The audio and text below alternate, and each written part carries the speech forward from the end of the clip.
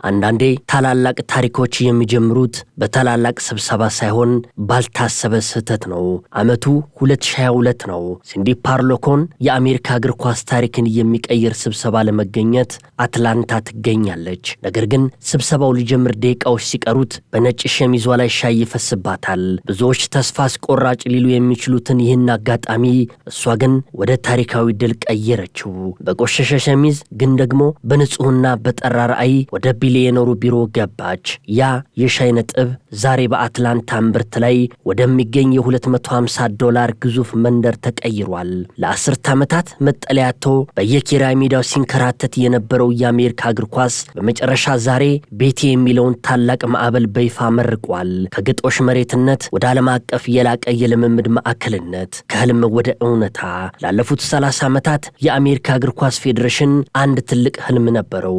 ሁሉንም ብሔራዊ ቡድኖች በአንድ ጥላ ስር የሚሰበስብ የራሱ የሆነ የልምምድ ማዕከል መገንባት። ዛሬ የህልም በጆርጂያ ግዛት ፋንት ካውንቲ እውን ሆኗል። በ$250 ሚሊዮን ወጪ የተገነባውና በአርተር ብላከን ስም የተሰየመው ይህ ግዙፍ ማዕከል ዛሬ በይፋ ተመርቋል። ይህ ማዕከል እንዴት ሊሳካ ቻለ?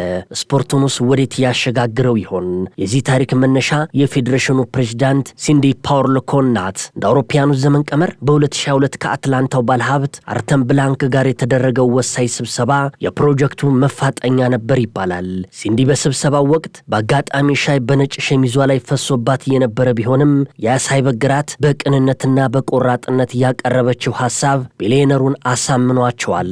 አርተር ብላንክ $50 ሚሊዮን በመለገስና ሌሎች ባለሀብቶችን በማስተባበር ለግንባታው መሳካት ትልቁን ድርሻ ተወጥተዋል። የማዕከሉ መገኛ አትላንታ የሆነበት በአጋጣሚ አይደለም። ምቹ የአየር ንብረት፣ የአየር መንገድ ቅርበትና ጠንካራ የሰው ኃይል መኖሩ ተመራጭ አድርጎታል። ግንባታው ከመጀመሩ በፊት አካባቢው የላም ግጦሽና ጥቅጥቅ ያለ ጫካ የነበረ ቢሆንም በ2 ዓመት ባልሞላ ጊዜ ውስጥ ወደ አስደናቂ የስፖርት መንደርነት ተቀይሯል። ከ7000 በላይ መኪና ድንጋይና አሸዋ ፈሶበታል። 4 ሰው ሰራሽ ኩሬዎችና ግዙፍ የውሃ መስመሮች ለሜዳዎቹ ልምላሜ ተዘርግተውበታል።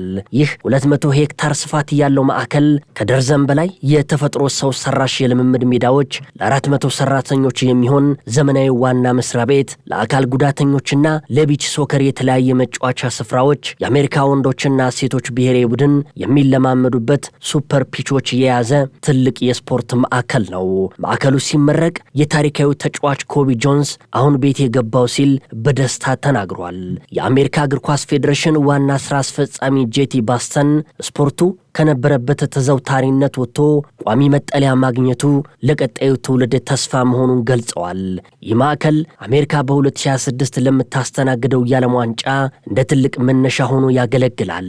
ለበርካታ አስርት ዓመታት የአሜሪካ እግር ኳስ ብሔራዊ ቡድኖች ቤት አልነበራቸውም። ከወጣት እስከ ዋናው ቡድን፣ ከሴቶች እስከ አካል ጉዳተኞች ቡድን ድረስ ልክ እንደ ተዘዋዋሪ ሰርከስ ከአንዱ ከተማ ወደ ሌላው፣ ከአንዱ የኪራይ ሜዳ ወደ ሌላው ኪራይ ሲንከራተቱ ኖረዋል ሲል ዘአትሌቲክስ ጽፏል። የፌዴሬሽኑ ዋና መስሪያ ቤት በቺካጎ ውስጥ የነበሩ 2 የ19ኛው ክፍለ ዘመን አሮጌ ህንፃዎች ውስጥ ተጨናንቆ ነበር። ቤት አልባነት የአሜሪካ እግር ኳስን ከዓለም ሀያላን ተርታ ለማሰለፍ ትልቁ እንቅፋት ሆኖ ቆይቷል። የአሜሪካ እግር ኳስ ፌዴሬሽን በአትላንታ እውን ያደረገው ይህ ታላቅ ማዕከል ለእኛ ለአፍሪካውያንና ለኢትዮጵያ ስፖርት ቤተሰቦች ከአንድ ተቋም ምርቃት በላይ የሆነ ትልቅ መልእክት አለው። አንደኛውና ዋናው ትምህርት ስኬት የሚጀምረው በገንዘብ ብዛት ሳይሆን በጠራ ራዕይና በጽኑ ቁርጠኝነት መሆኑን ማሳያ ነው። ሲንዲ ፓርሎኮን በቆሻሻ ሸሚዝ ቢሊዮነሮችን ማሳመን የቻለችው በውስጧ የሚቃጠልና ዓላማን የሚያውቅ ራዕይ ስለነበራት ነው። ይህ ደግሞ በኢትዮጵያም ሆነ በአፍሪካ ደረጃ ስፖርትን ለመቀየር ለሚጥሩ አመራሮች ትልቅ ትምህርት ነውና